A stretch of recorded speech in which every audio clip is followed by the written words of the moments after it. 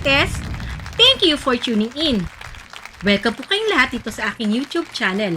Ako po muli si Josepa na naghahatid sa inyo ng mga trending topic tungkol sa inyong mga favorite celebrity update. Edward Barber, very supportive sa season finale ng Call Me Maybe ni na Maymay Entrata at Robby Domingo. Tara, atin ang umpisang panoorin at pag-usapan ang nasabing episode. Promise, Maymay hindi kayo iiyak ha. Promise yan. Napaka-supportive talaga ni Edward. Wala akong masabi naman talaga naman. May pa-comment pa. Oh, 'di ba dong pa rin ang tawag nila kay Edward. Oh, antaray, ang sarap sa tenga nun. Na-miss ko yung dong. Na tinatawag nila si Edward ng dong. Okay? Kinilig ako ng Berber's Light. Oh, 'di ba? Ang babo ng kaligayahan ko basta pagdating sa Mayward. Okay?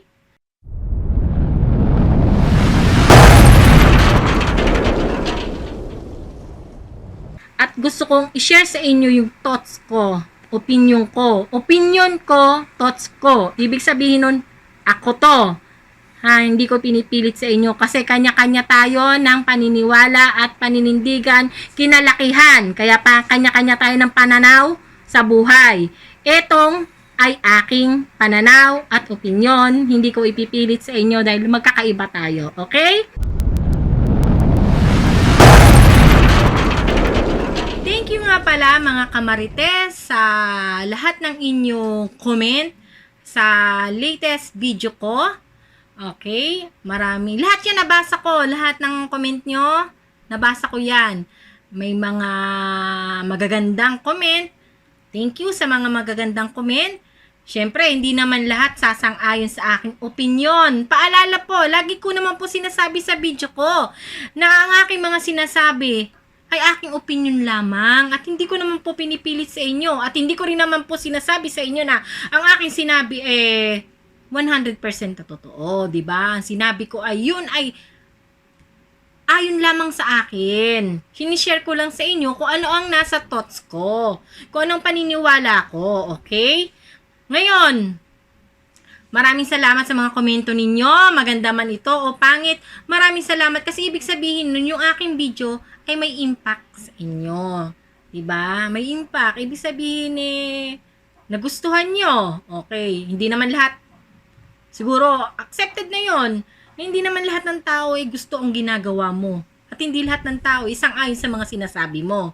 Okay. Pero naiintindihan ko kayong lahat at nire-respeto ko lahat ng inyong opinion, maganda man ito o pangit. Okay? Sa lahat ng mga panghusga na pinagkakakitaan ko ang Mayward, pinagkakakitaan ko si Maymay. Sana nga nang ako yumaman na noon pa sa tagal ko na nagpa-fangirling. Ang tagal ko naman. O diba, ang tagal-tagal naman yumaman kung pinagkakakitaan ko sila. 2016 pa ako nagpa-fangirling sa Mayward. Okay, ang hilig-hilig mag-akusasyon ng ibang tao talaga. Okay, ang hilig magbintang. Pero naiintindihan ko, nire-respeto ko kung ganyan ang inyong pananaw sa buhay. Okay? Ngayon, magbabasa tayo ng mga ilang komento at aking sasagutin sa aking kakayahan lamang, ha? Sa aking kakayahan at sa aking pananaw na hindi ko ipinipilit ulit sa inyo. Ito yung pananaw ko lamang. Okay? Opinion at pananaw ko lamang na hindi ko pipilit sa inyo dahil iba't iba tayo. Okay? Ito, ayon kay Corazon Barreto. Wow, Barreto. This is an old issue at wala namang katotohanan. Huwag nang balik-balikan kasi tapos na at di naman talaga naghiwalay. Totoo naman, hindi naman talaga sila naghiwalay dahil hindi rin naman talaga sila umamin. Kaya bakit sila maghihiwalay? 'Di ba? Saka this is an old issue. Yes, this is an old issue.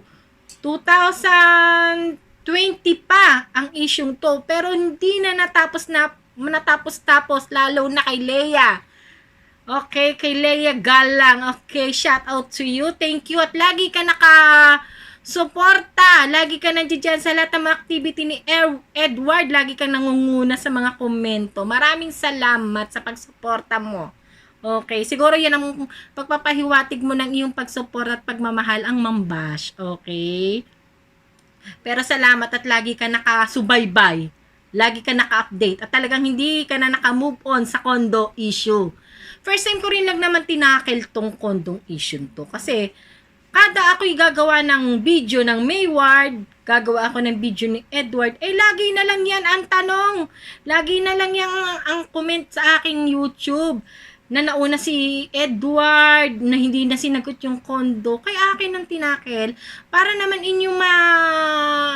inyong tawag dito, malaman kung ano bang aking opinion diyan, kung ano bang pananaw ko diyan sa condo issue na yan. Ayun, shinare ko sa inyo na yan ay isa lamang banding ng isang magkakaibigan na nabigyan lamang ng mali siya. Okay? Nabigyan ng masamang mali siya. Okay, yan lang yon. Isang magbabarkadang nagbanding. Okay, eto pa ang isang komento ni Nina Divine, My Natics. Kita nyo si Edward laging nag-hangout sa mga kaibigan niya. Tulad kanina, naglalakad pa sila sa mall kasama mga babae. Kaya ayaw na ng love team para libre na siya makipagbanding sa mga ka-churchmate na niyang babae. San mo naman nahagilap itong ayaw na ni Edward sa love team nila?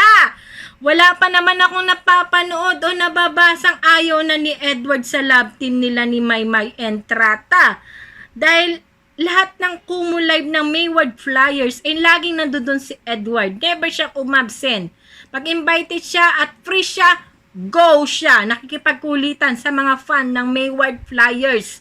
Okay? Walang nagsabi, hindi sinabi ni Maymay na ayaw na sa love team ng Mayward. Hindi rin naman sinabi ni Edward na ayaw na rin niya sa love team nila.